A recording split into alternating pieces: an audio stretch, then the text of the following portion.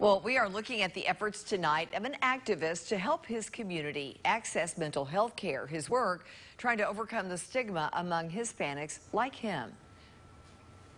They didn't talk about it. Nobody, it didn't exist, basically. So it was a lot of, oh, just stay away from that person. Or nobody ever had a conversation about something as simple as, anxiety. I have not met a single person in any race that does not have some anxiety. It's a completely normal thing that people experience. Never talked about it in the Hispanic community. It's never brought up. Victor Rivera has been working as a behavioral health provider for 13 years. The Puerto Rican native says his family moved to Franklin County, Virginia, when he was 15 years old. Since then, Victor earned a degree in criminal justice at Ferrum College and worked in the probation and parole system until budget cuts cost him his job. That's when a friend told him he'd be well suited for home mental health services, leading him to his current role and conversations at home. The only reason my parents talk to me about it really is because of what I do.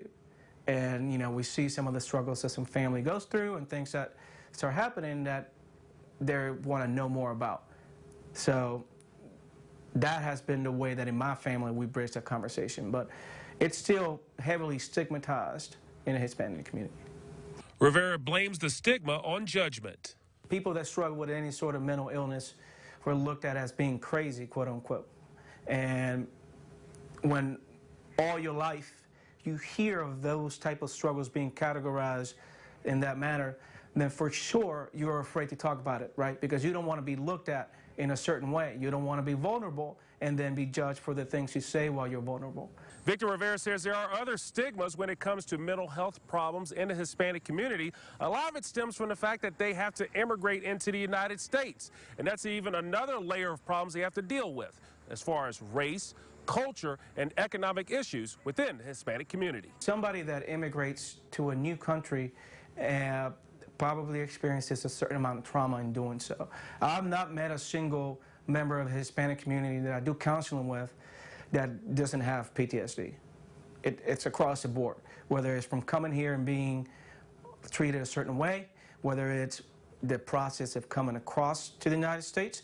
I have an individual that I see that trying to get here, he almost died.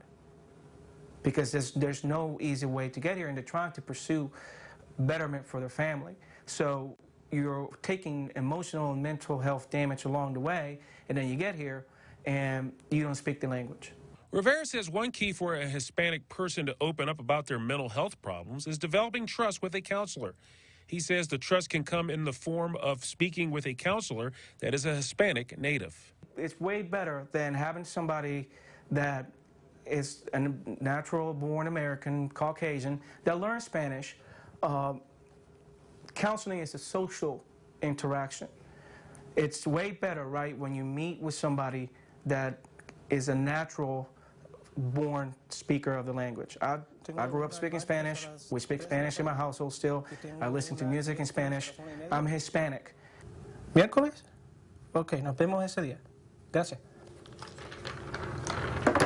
And really the biggest thing is, I guess, it's all about just talking about it. You just talk and just say and do those things. That's got to be big. Normalizing it, right? Diabetes, flus, colds, all that stuff is normal health conversation. But mental health is health. For Hispanic Heritage Month, I'm Jermaine Farrell.